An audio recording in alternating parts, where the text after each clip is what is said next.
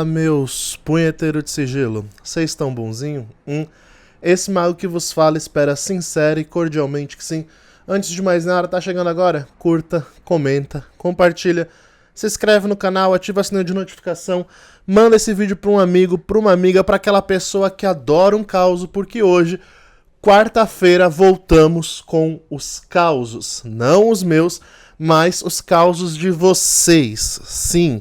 Hoje o mago vai ler ou procurar ler aqui os relatos que vocês mesmo mandam, as experiências, as vivências de vocês com esse mundo espiritual de um modo geral, né?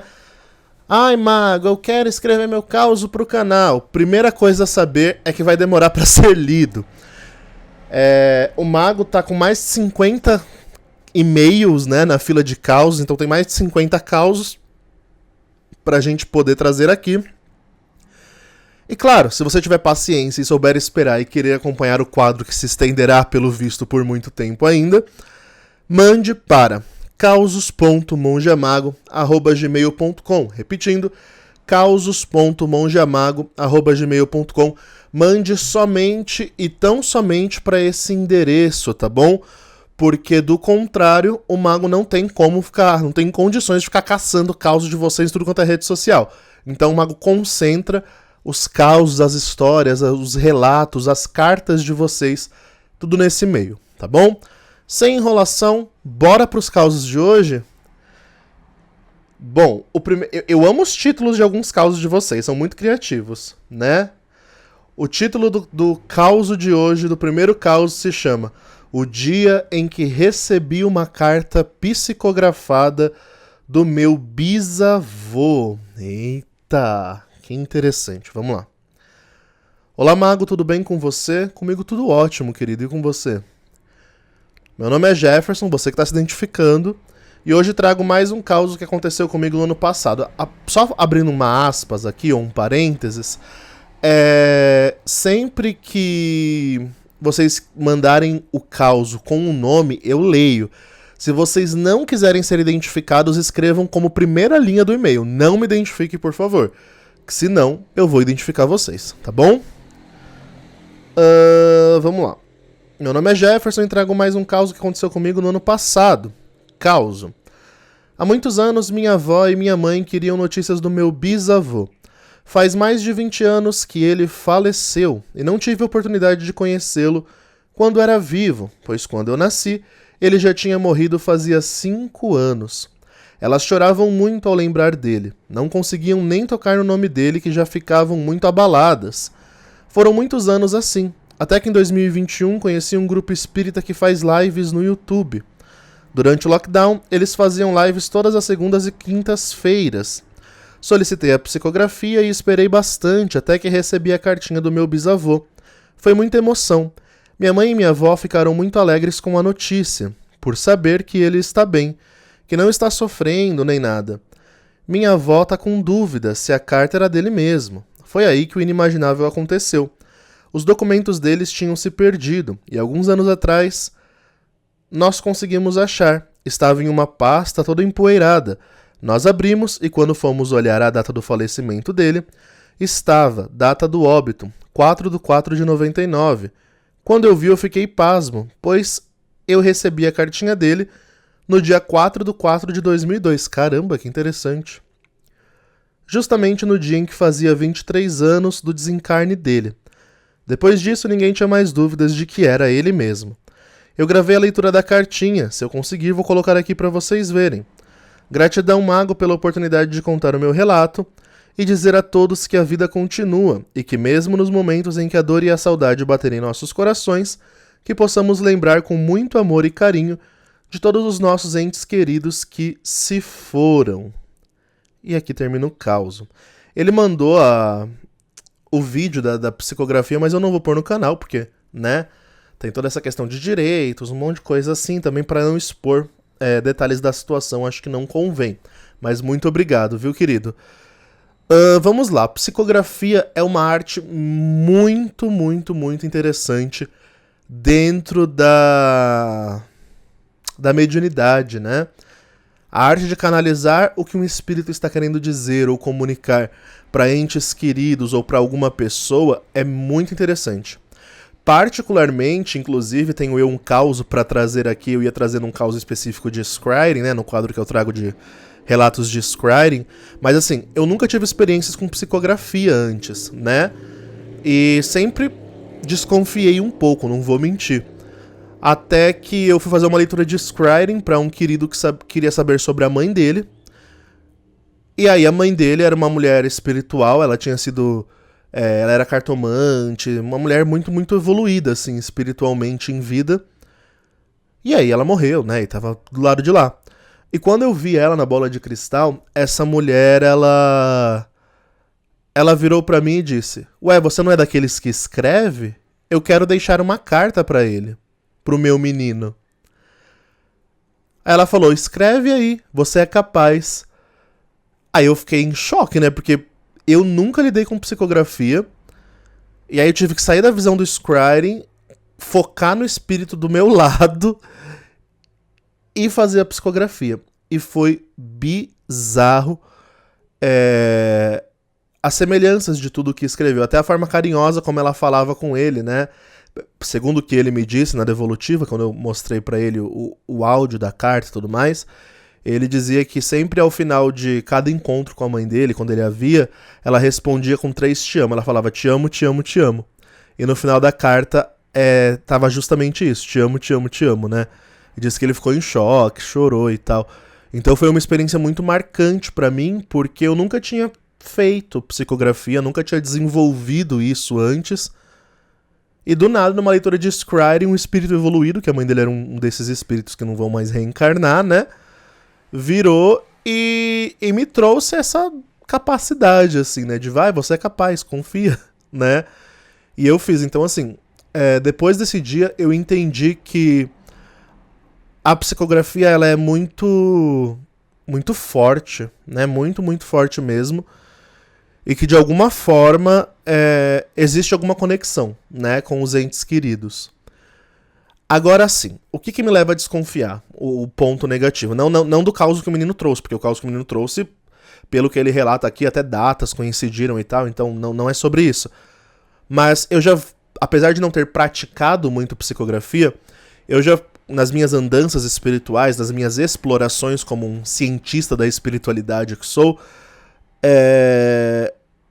ia em muitos centros espíritas e me parecia muito genéricas as respostas que davam, né? Eram sempre respostas no sentido de estou em um lugar de muita luz, estou em um hospital não sei o que lá, aqui a gente aprende, tá. E coisas desse tipo.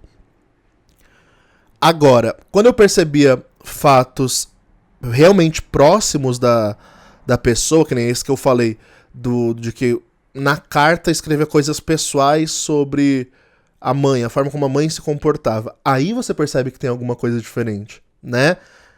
Mas infelizmente, sendo muito honesto, nos centros espíritas que eu frequentei aqui a Federação de São Paulo, frequentei alguns outros lugares menores aqui na cidade, a maioria do que eu vi era bem genérico. Então, assim, eu acredito que existe, passei por essa experiência recentemente, inclusive. Acredito que quando é uma manifestação mediúnica real é algo extremamente forte, mas me parece muito floreado. Infelizmente, muito floreado de conto de fadas, né? Por quê? Porque é claro que quem vai buscar uma coisa dessa, uma psicografia ou algo do tipo, quer ouvir notícias boas do falecido. Mas me parece muito estranho, porque assim, muito dos casos que eu vou atender, que a pessoa pergunta sobre, no scrying, claro, né? Que a pessoa pergunta sobre o ente querido, muitas das vezes o ente querido não tá numa boa situação. Aí você vai nesse lugar, tipo, 98% das almas estão num lugar muito de luz, muito bom, muito evoluído, a pessoa morreu, se matou, aprontou de tudo na vida, mas não, ela tá num lugar de luz, de iluminação, de não sei o que lá. Então, não sei, me parece muito genérico apenas para trazer um conforto e um alívio do que propriamente dito para acessar algo real com relação àquele espírito, sabe? Claro que isso é apenas a minha impressão baseado naquilo que eu estudei. Mas como nós tivemos a oportunidade de trazer um caso de psicografia, eu achei interessante trazer a minha experiência com isso, né? Porque, como investigador da espiritualidade, eu vou entrando em religiões e experiências gnósticas diversas para estudar aquilo, entender como aquilo funciona, né? E apesar de ter me deparado com médiums muito bons de psicografia que fazem um trabalho bacana, infelizmente, eu não sei se aqui é por conta da egrégora kardecista, toda vez que muito desses espíritos se comunicavam, era sempre dizendo que estavam num lugar muito elevado. É a mesma coisa da regressão, sabe? Me pega da mesma forma. Por que eu não gosto de regressão, por exemplo? Porque sempre a pessoa foi alguém importante, se você reparar. Nunca foi um mendigo, um estuprador, um ladrão, um bandido. Ela sempre foi um ser elevado. Uma bruxa, um mago, um rei, um político importante. Ela nunca foi o Zezinho da esquina que vende pão. Então, esse tipo de coisa me deixa muito... não, genérico demais, né? E aqui é o meu parâmetro, né? Eu tô dando pra vocês o meu parâmetro quando eu investigo esse tipo de manifestação.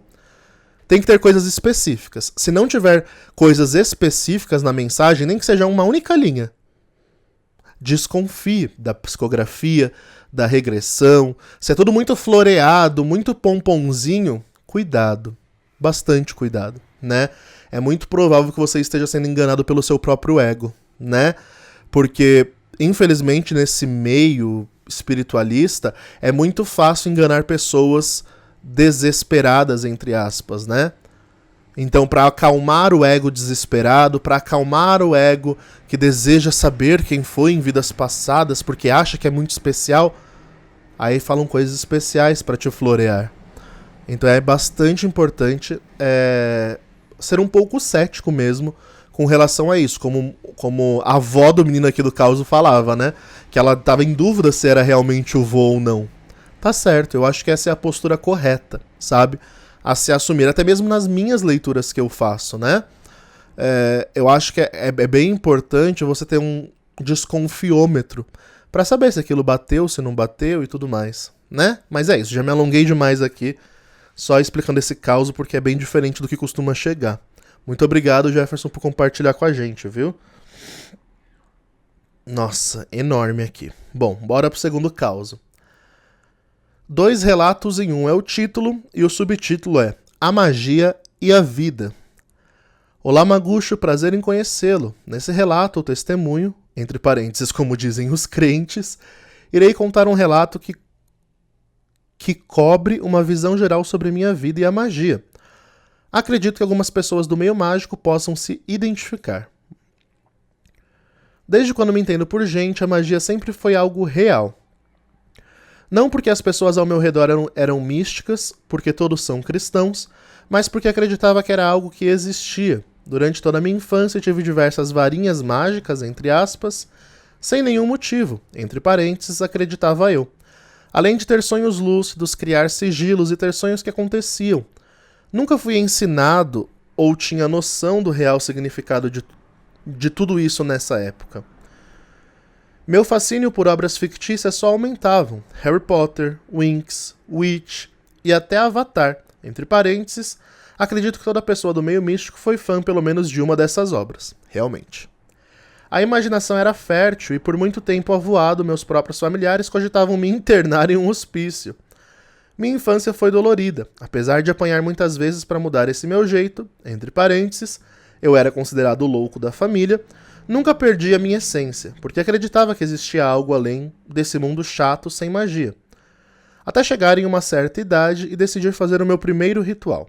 Sem nenhuma experiência, invoquei um anjo para conseguir pelo menos a atenção do menino que eu gostava. Consegui o que queria, mas em compensação tive o pior ano da minha vida e paguei um alto preço por isso. Nossa senhora. Jura? Em caixa alta, me tornei evangélico e bolsominion.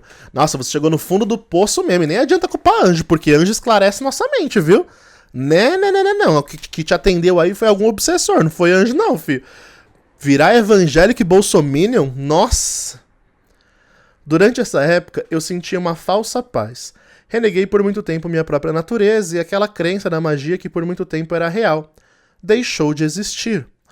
Tudo era do demônio, tudo era errado, mas ao mesmo tempo tudo continuava dando errado na minha vida. Até que no ano passado fui morar com uma tia e nesse tempo comecei a me afastar da igreja e do conservadorismo. Aleluia. Glória a Exu por isso. Conheci a magia do caos. Ixi, começou aquele meu antigo lado que parecia estar morto. Voltar a ser mais forte e tive vontade de saber mais e mais sobre a verdadeira magia. Apesar de entrar nesse mundo ocultista através da magia do caos, achei a maior pataquada e a grande parte era mostrado era fake, entre parênteses, de fato é. KKKKK. Senti falta de um conhecimento verídico, uma orientação ou algum norte nesse sentido. Até eu receber um chamado de Hecate. É sempre ela, né? Essa deusa perfeita tem sido uma grande professora e por vezes uma mãezona. Aprendi diversas coisas místicas com o auxílio dela e um conhecimento verídico de fato. Agora coloco em prática os conhecimentos da baixa magia para conseguir lidar com as probabilidades da realidade, além de conseguir ajudar os meus amigos com os seus problemas. Até mesmo minha melhor amiga, que sempre compartilhou tudo comigo, teve um chamado de Hecate. Manteve em segredo porque achava que eu iria reprovar. Entre parênteses, achava que eu ainda era evangélico. Foi uma surpresa incrível saber isso e compartilhar nossas experiências, que antes era algo individual. Hoje sou um cara satisfeito com o atual caminho que minha vida está tomando, e é bom saber que nem tudo é por acaso, e que a magia é real em caixa alta. Acredito que a vida de qualquer pessoa que pratica magia não é fácil. O caminho para ouvir o verdadeiro chamado é dolorido. E por muito tempo nos perdemos, até de nossa própria essência. Talvez exista uma sina que todo bruxo carrega. Uma vida de repreensão e castigo sem motivos. Mas isso é só no início. Após isso temos noção de que o mundo é muito além dessa realidade que muitos estão acostumados. Não vou mentir que o caminho da magia é cheio de glitter e maravilhoso igual nos filmes da Barbie. Nesse meio existem entidades e criaturas que fogem do nosso controle. Inclusive pessoas mal intencionadas. Enfim, moral da história é que nascemos bruxos e não nos tornamos bruxos ao longo de nossa vida. A magia está lá, dormente. Nenhum trouxa, entre aspas, pode ser bruxo, entre aspas. Esse meu pensamento segue aquilo falado em Harry Potter. Acho que a velha J.K. é ocultista, viu? Meu segundo relato. O segredo do encosto. Eita, bora lá. Eu e minha melhor amiga, que irei chamar de Frida, seguimos juntos o caminho de Hecate. Ambos compartilhamos o conhecimento e nos ajudamos a praticar magia. Ela é uma mulher calma, misteriosa e caseira. Entre parênteses, é capricorniana. Bem, por muito tempo Frida teve dificuldade na sua vida amorosa. Sua família é espírita e acreditam fielmente na palavra de um parente falecido que incorpore em um médium da família. O maior problema é que esse espírito difama minha amiga para toda a família. Diz que ela é uma puta, cria mentiras sobre ela e até mesmo fala que a alma da mãe, entre parênteses, que já faleceu, está com desgosto de Frida. O pai dela acredita fielmente na palavra desse espírito, porque apesar de falar várias mentiras, também fala a verdade sobre outras questões. A coitada da minha amiga teve todos os seus relacionamentos interrompidos por causa desse maldito espírito, e até não pode sair de casa ou ter confiança da família. Frida tentou dialogar com o seu pai, mas ele não acredita na sua palavra, assim como toda a sua família. É angustiante ver minha melhor amiga sofrendo tudo isso injustamente, então recentemente tomei uma decisão em conjunto com ela. Irei dar uma de doutor estranho, Constantine ou mago exorcista, hahaha. E com meu conhecimento irei colocar esse espírito para correr da vida dela. É um terreno perigoso, eu sei. Eu, Frida e uma tia curandeira iremos unir nossos esforços para conseguir afastar tal encosto. Magucho, se quiser, estamos aceitando uma forcinha para conseguir derrotar esse encosto maldito dos infernos. Enfim, até o presente momento, o encosto tem mandado pesadelos para mim, e ontem colocou um rato atrás do travesseiro de minha amiga. Ai, que horror! O bicho não está para brincadeira. Com fé e ajuda de Hecate iremos conseguir. Valeu por ler meus 2 relatos e pelo seu excelente trabalho no YouTube. Salve, Hecate. Que fofo, parece um adolescentezinho escrevendo. Acho fofo porque é uma visão bem ilustrativa da magia, né? E o lúdico faz parte, né? Eu sou muito contra essa galera que... Não, porque você não pode gostar de Harry Potter e de magia. São coisas diferentes e tá. Ok, são coisas diferentes, mas uma coisa ilustra a outra, né? Assim como quando nós assistimos um filme de comédia romântica e nos identificamos e choramos, ou um filme de terror e nos assustamos. Por quê? Porque de alguma forma mexe com a nossa realidade. Então o lúdico também, que ele retrata bastante nesses causos dele, é observado, né? E isso é muito bacana. Agora sim, é muito complicado, sobretudo essa questão do seu causo, né? O que você falou de ser crente e tal, a maioria de nós passamos por uma fase dessa, seja por coação ou por qualquer outro motivo. Eu tive que ser obrigado a ser monge, né? Então lá também tive que ser conservador e tudo mais. Então é uma fase nebulosa comum em muitos de nós, sobretudo quem veio de família crente ou de um lar cristão, né? E passa, né? Passa e a gente volta pro nosso caminho, porque uma vez que a nossa consciência se expandiu com alguma experiência espiritual ou sobrenatural, ela não volta mais ao normal, ainda que os crentes tentem tolir a gente, né? Então, o seu relato é um relato muito comum da experiência de quase todos nós, né? Então não acho que vai ser uma ou outra pessoa que vai se identificar, mas a grande maioria de nós, né, passamos por uma história parecida com isso. Poucos são os privilegiados, né, que não precisaram passar por algo assim. Depois, sobre esta questão do espírito, do encosto, eu não sei. Me parece muito uma questão de adolescentes rebeldes querendo fazer rebeldia, sabe? Me perdoa se talvez eu esteja errado, mas a forma como soa é isso. Até porque, se não fossem mais adolescentes, era apenas uma questão de conseguir um trabalho e sair da casa dos pais, né? Eu penso que tem coisas na vida que, infelizmente, a espiritualidade não consegue alcançar muito. Sabe por quê? Porque talvez não seja nenhum espírito que esteja agindo no médium. Talvez seja um surto ou um desgosto com a pessoa. Uma das experiências mais comuns que eu já vivi dentro de terreiro, nas minhas andanças por centros espíritas, terreiros e afins, foi encontrar médiums que levavam a família no terreiro, e aí esses médiums incorporavam entidades e começavam a jogar coisas na cara da família. Nossa, direto, assim. Mas assim, tipo, era muito comum mesmo, era a coisa mais comum que eu via em terreiro. A médium ou o médium recebia a entidade, né? E aí que a entidade supostamente queria falar com o familiar da pessoa. Eu conheci um único terreiro onde eu fui e o dirigente do terreiro, ele proibia esse tipo de coisa de acontecer, né? Ele falava, olha, médium não atende familiar, porque isso é antiético. Era perfeito esse conselho. Mas a maioria dos casos que acontece é justamente o contrário. E aí, o que acontece? Vira uma bola de neve a família, né? Por culpa de um ego, né? De alguém que usa de uma capa de espiritualidade para inflar o seu narcisismo sobre todo mundo. Então, não sei nem se existe espírito por detrás disso, sabe? Para vocês apelarem para algo espiritual. De todo modo, né? É aquilo, né? Não custa fazer, vai que funciona, né?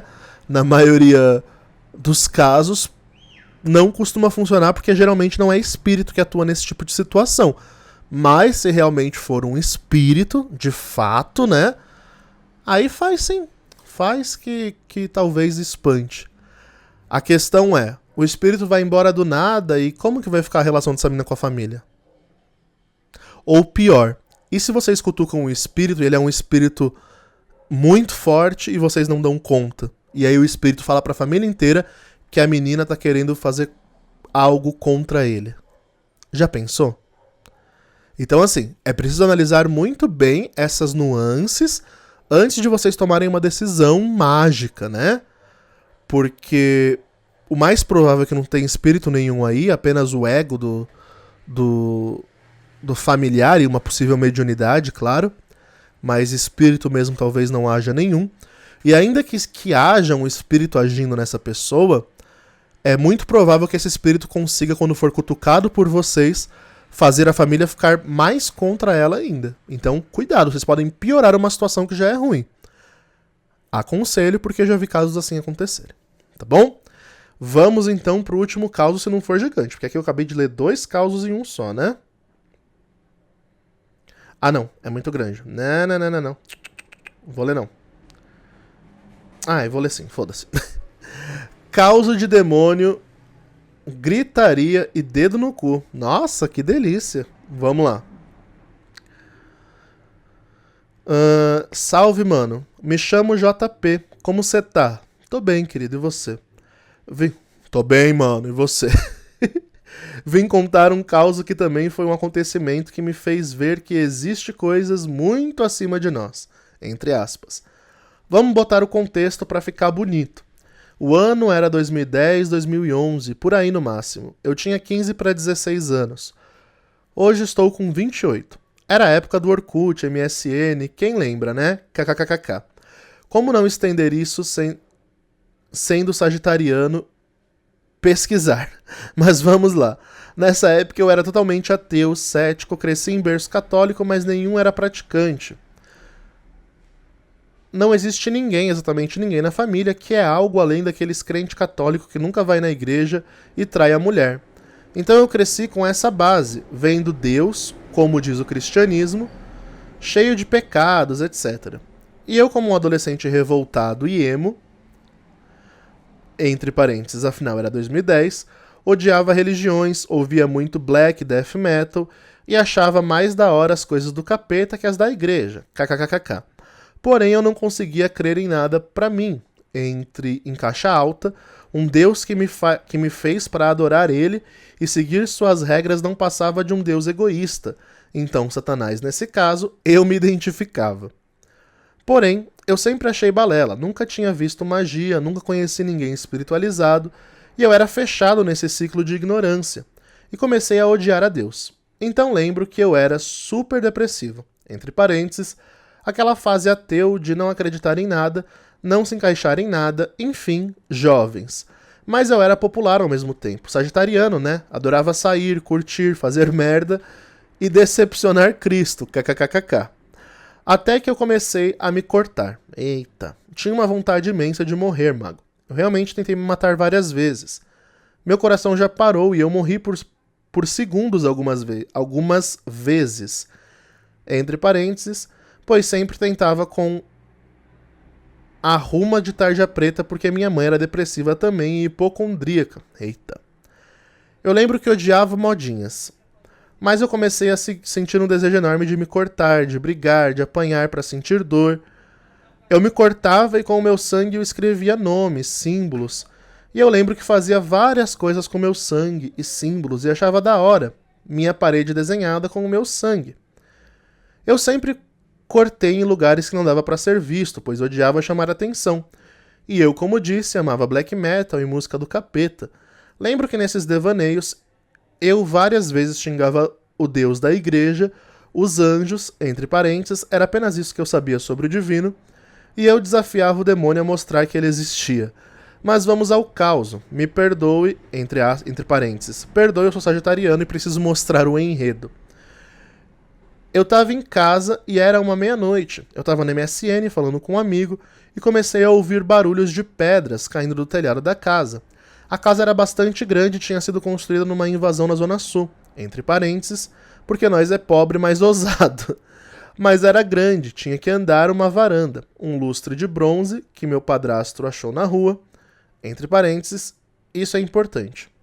Os barulhos só aumentaram. Fui na varanda e não tinha ninguém na rua, super deserta. Minha mãe tinha saído pra casa de uma amiga próxima e eu tava sozinho. E não vi ninguém. Voltei pro MSN e comentei com meu amigo. Ele falou que podia ser algum vizinho tirando onda. Então eu saí puto na rua atrás do filho da puta que tava jogando pedra no meu telhado meia-noite. Andei na rua e não via nada. As casas, a maioria era terreno baldio ao redor, e andava muito nóia e garotas de programa por ali. Entre parênteses, foi isso que eu vi. Voltei, e quando sentei no computador novamente, o barulho de pedra caindo pelo telhado começou. Mas não era só pedra agora. Parecia que tinha uns gatos andando e mexendo no telhado também. Eu subi na varanda, no telhado atrás de alguém, já pensando que podia ser um assaltante. Entre parênteses, afinal eu não acreditava em nada. Eu era ateu e cético até a alma. E mais uma vez nada. Achei as pedras... E mais uma vez nada achei. E as pedras e os barulhos continuaram. Eu lembro que comentei isso com o meu amigo no MSN e caiu a internet, entre parênteses, famosa de escada. E logo após chegou minha mãe. Quando ela chegou eu perguntei a ela: Mãe, tá ouvindo esse barulho do caralho? Tem algum filho da puta jogando pedra no telhado? E ela soltou: Tô ouvindo nada não, tu tá ficando doido, menino? Nessa hora eu comecei a pensar: fudeu, tô ficando doido e ouvindo coisa? Eu comecei a ficar assustado, real, achando que o Sidão tava vindo. Pois eu era depressivo, queria me matar, tomava tarja preta. Então eu pensei, fudeu, vou ficar doido. Até que minha mãe subiu, minha internet não voltou. Fui tentar dormir ouvindo aquele barulho infernal de pedra caindo sem parar. Até que eu comecei a ouvir a panela caindo na cozinha. E uns passos subindo a escada. Eu dormi embaixo de minha mãe no quarto, logo após subir a escada, e eu me levantei assustado e fui ver. Não tinha nada, só barulho de grilo quando acendi a luz. Então fui mijar e o meu banheiro ainda estava em reforma. Só tinha um buraco que ia botar o vaso e eu mijava ali. E quando fui mijar, em caixa alta. É até esquisito, mas caiu do nada no teto uma tampa de privada velha na minha frente. Eu comecei a olhar pra cima e pensar, como porra alguém jogou isso? Afinal eu ainda estava cético, que não era nada, apenas eu ficando doido. Aí fui chamar minha mãe pra ver se a tampa da privada não era coisa da minha cabeça. Acordei ela e ela foi olhar comigo e ficou assustada me perguntando de onde tinha saído aquilo. E eu falei, caiu do teto, ué. Então ela me olhou e ficou calada. Eu fui levar ela no quarto. Quando chegamos na sala que estava a escada e o lustre de bronze, que meu padrasto achou, o lustre balançava pro lado e pro outro, como se tivesse algo empurrando ele. Minha mãe olhou e falou pra mim, tem alguém aqui. Eu ainda cético, ateu, falei que nada, é doidice sua. Tem nada não, vamos subir e dormir. Maguito, o lustre tinha umas 12 lâmpadas. Quando apaguei, estourou todas e ficou apenas uma. Ai, que horror! Quando acendi novamente, apenas tinha uma lâmpada inteira e meia ofuscada. E minha mãe começou a gargalhar e rir. E alguma coisa nela me disse exatamente isso. Você não me chamou? Eu tô aqui. E pra te fazer sofrer, vou levar ela comigo. Minha mãe mudou os olhos, por mais cético naquela hora, eu sabia. Isso não era normal. Então comecei a falar com a entidade, pedindo que se foi eu que chamei ela, que me levasse, não minha mãe. Afinal, minha mãe não tinha nada a ver. Então ele ria e dizia pra mim, a sua alma eu já tenho, vou levar ela porque ela é a única pessoa que você ama de verdade. E você vai sofrer. Nessa hora eu me desesperei e entrei em choro. Eu nunca tinha chamado por Deus, mago. Nunca pedi a ajuda dele, pois eu achava ele como a igreja dizia. Mas nessa hora eu comecei a chamar por um Deus qualquer coisa, não por mim, mas por ela. Porque eu não ligava pra mim, apenas queria ajudar minha mãe.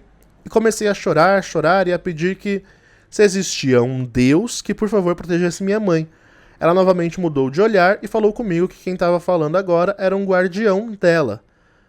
Que como chamei por Deus, ele me ouviu e veio me ajudar. E que nada iria acontecer com minha mãe. Porém, aquela entidade ia continuar por ali por um tempo e ele não podia fazer nada sobre isso, pois eu chamei ele e alimentei ele.